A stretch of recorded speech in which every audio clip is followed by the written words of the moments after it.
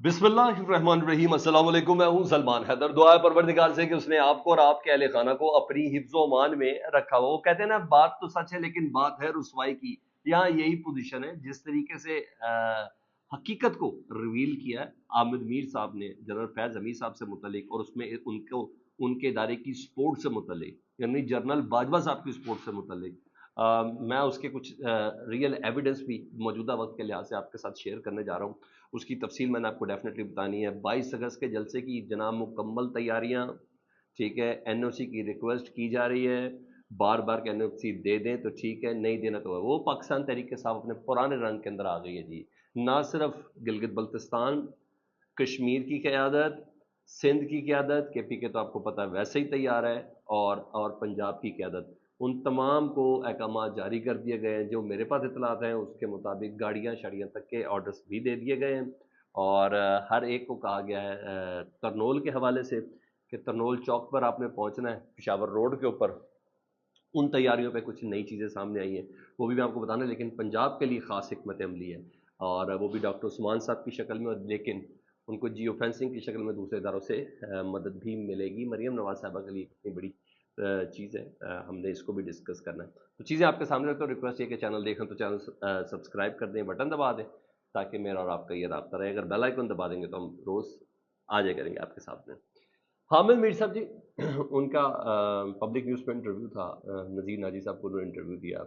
उनके मुख्तलिफ हिस्से मैंने पहले डिस्कस किए, लेकिन कुछ और चीज़ें अब सामने आई और उस पर रिस्पॉन्ड उन्होंने किया बड़ा ज़बरदस्त। वो मज़ीद जनरल फैज़ साहब की गिरफ्तारी के ऊपर रिस्पॉन्ड करते हैं। अच्छा, मेरा अपना मानना है कि जनरल फैज़ साहब कोर्ट मार्शल हो जाए, कार्रवाई हो ना हो, जनरल फैज़ साहब आपको शायद अचानक किसी और मुल्क से भी मिल जाए। मेरी एक अपनी अंडरस्टैंडिंग है कि, और बहुत ही गुमनाम शक्ल में होंगे कि उनके वेयर अबाउट्स नहीं पता चलेंगे। हाँ, राह चलते कोई देख ले लिख ले तो वो एक अलग बात है।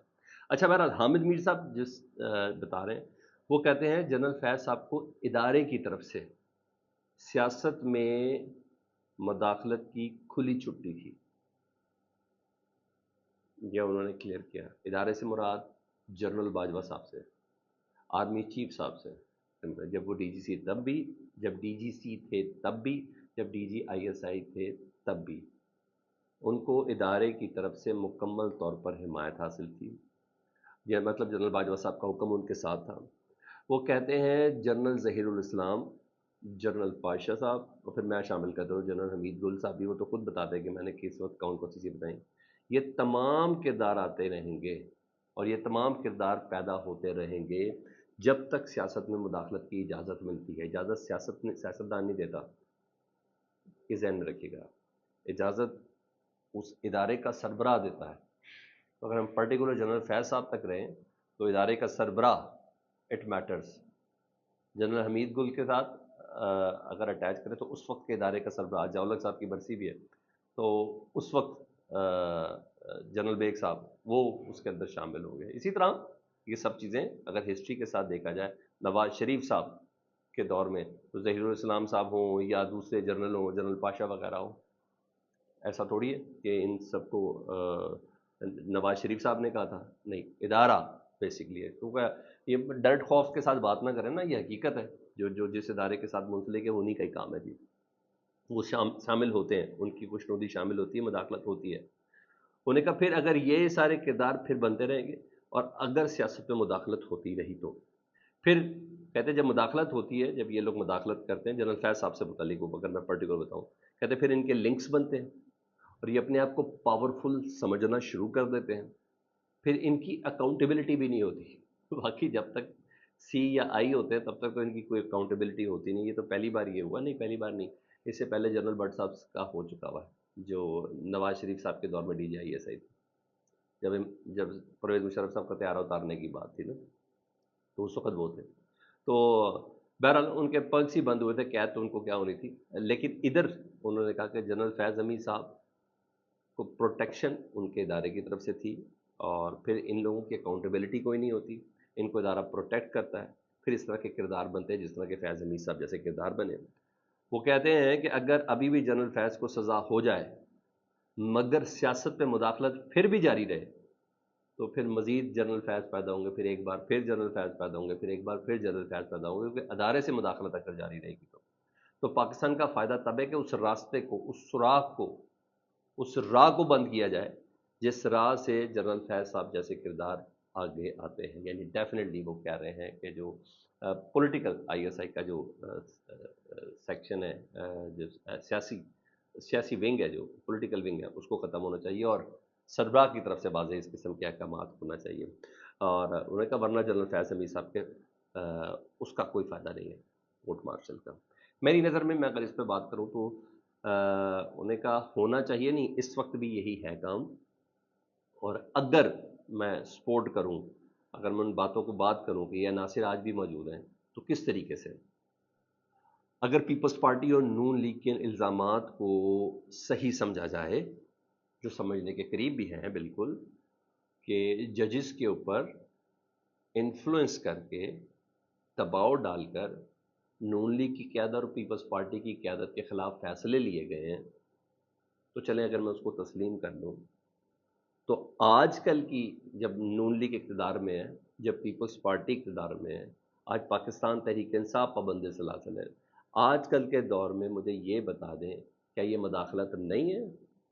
کیا اسلام آباد ہائی کورٹ کے 6 ججز نے کیا لکھا، کس کو لکھا، کیسے لکھا؟ لاہور ہائی کورٹ کے سابق چیف جسٹس جو اس وقت سپریم کورٹ کے جج ہیں، یا انہوں نے کیا لکھا؟ پشاور ہائی کورٹ کے ججز نے مداخلت سے متعلق کیا لکھا؟ سندھ ہائی کورٹ کے ججز نے مداخلت سے متعلق کیا لکھا؟ بلوچستان کے ججز نے مداخلت کے حوالے سے کیا لکھا؟ یہ آج کی تاریخ کی بات ہو رہی ہے، آج کی تاریخ کی بات ہو رہی ہے ان دنوں میں. تو اگر اس وقت تھا تو آج بھی تھا. تو میر صاحب وہ سوراخ بند کرنا ڈیفینیٹلی کافی مشکل ہوگا. وہ بند ہوگا تو پھر ہی سب کچھ ہوگا، اور یہ سوراخ کو بند کرنے کی جنگ ہے اور کچھ بھی نہیں. ادھر پاکستان تحریک انصاف کے قافلوں کی تیاری کے احکامات جاری کیے گئے ہیں، اور پنجاب، کے پی کے، آزاد کشمیر، سندھ اور گلگت بلتستان کی قیادت کو 22 اگست کی شام ترنول چوک پشاور روڈ پہنچنے کی ہدایت کی گئی ہے. کل عمران خان صاحب نے علی امین گنڈا پور صاحب کے حوالے سے بھی ہدایت کی تھی، اور شیر افضل مرور صاحب کو کہا تھا کہ تمام قیادت سے میں تمہاری بھی ذمہ داری کہ 22 اگست کا جلسہ جو ہے اس کو کامیاب کرنا. تو نے کہا میں لوگ کروں گا لاہور کی طرف پہلے. یہ شیر افضل مرور صاحب نے کہا تھا. سلوگن ہے اب نہیں تو کب نکلو گے. اور میری اطلاعات کے مطابق کے پی کے میں کوئی ایشو نہیں ہوگا، سندھ میں بھی کوئی ایشو نہیں ہوگا نکلنے میں. گلگت بلتستان کا تو سوال ہی پیدا نہیں ہوتا، نہ ہی سارا معاملہ ہے پنجاب کا، کیونکہ پنجاب میں ڈاکٹر عثمان صاحب ہیں، اور میرے پاس جو خبر ہے کہ ان کو یہ احکامات مل چکے ہیں جی، کریک ڈاؤن کرنے کی ہدایت ہے. اور ہاں دیگر ادارے جیو فینسنگ کے حوالے سے کہ کون کدھر کس وقت قیادت موجود ہے جس نے لیڈ کر کے لے کے آنا ہے، وہ ان کی مدد ہوگی. اور ٹرانسپورٹرز کو ٹرانسپورٹ دینے سے منع، اور پھر وہ جس طرح سرکاری مشینری استعمال ہوتی ہے وہ ہوگا. لیکن بہرحال یہ ایک امتحان ہے، جتنے بھی لوگ جس طریقے سے بھی پہنچتے نا، تو سب لوگوں کا اتنا ہی رائٹ ہے کہ وہ بھی اسی طریقے سے وہاں پہنچیں، ایکسکیوز کوئی نہیں ہے. تو بہرحال مریم نواز صاحبہ کی حکومت کے لیے بڑا مشکل ہوگا کہ یہ چیلنج ان کا 22 اگست کے لیے آ چکا ہے، اور کیونکہ ان کے مطابق یہ سروائیول کی جنگ ہے. سروائیول سے یاد آئے کہ 2 دن پہلے آپ کو ایک ویڈیو پیغام جاری ہوا تھا نواز شریف صاحب اور مریم نواز صاحبہ والا، جس میں خیر وہ باقی چیزیں تو اپنی جگہ پہ ایک اعلان کیا گیا تھا جس سے پنجاب کی عوام خوش ہوئی تھی کہ 1 سے لے کے 500 یونٹ تک کے جو اگلے 2 مہینے کے جو بل ہے نا، اس میں 14 روپے فی یونٹ کم آئیں گے. تو آج کے اخبار میں نے جنگ اخبار دیکھ رہا تھا، ڈھونڈ دیکھ رہا تھا، دنیا نیوز دیکھ رہا تھا، ان میں جو ہے نا اس میں اشتہار، سرکاری اشتہار بالکل مختلف ہے. انہوں نے کہا 201 سے لے کے 500 یونٹ استعمال کرنے والے، یعنی 1 سے لے کے 200 یونٹ والوں کو یہ ریلیف نہیں ہے، انہیں یہ ریلیف نہیں ہے. 201 سے لے کے 500 یونٹ والوں کو یہ ریلیف ہے. تو مطلب پنجاب حکومت نے کوئی پرینک کر دیا ہے یا ان کا اشتہار غلط ہے؟ ذرا آپ اس کو دیکھیں.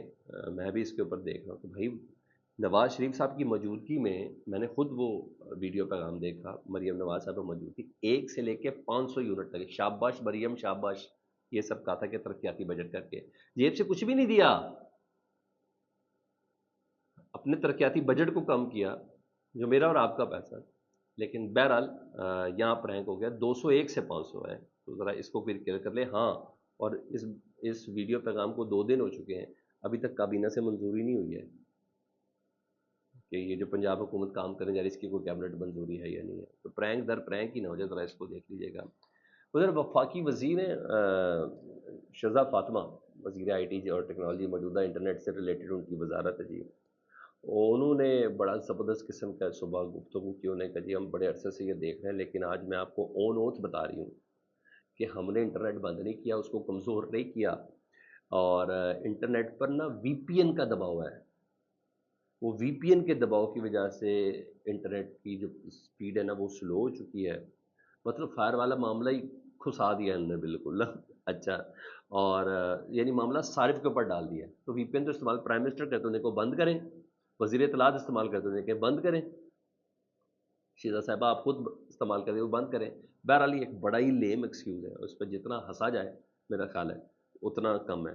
بہرحال سرکاری طور پر آپ پہلے کہہ رہی ہیں کہ ہم نے انٹرنیٹ بند نہیں کیا، اور اب یہ سستی ہے تو کہتے ہیں ہم نے 4 نئی کیبل بچھانے کا فیصلہ کیا ہے، پتہ نہیں پی ٹی آئی دشمنی میں یا مخالف کی دشمنی میں آپ لوگ کس حد تک کون کون سی چیزیں بند کرنا چاہتے ہیں، میں کیا کہہ سکتا ہوں۔ فیڈ بیک سے متعلق ضرور آگاہ کریں جی، اپنا بہت خیال رکھیں، اللہم صلی علی محمد و علی محمد۔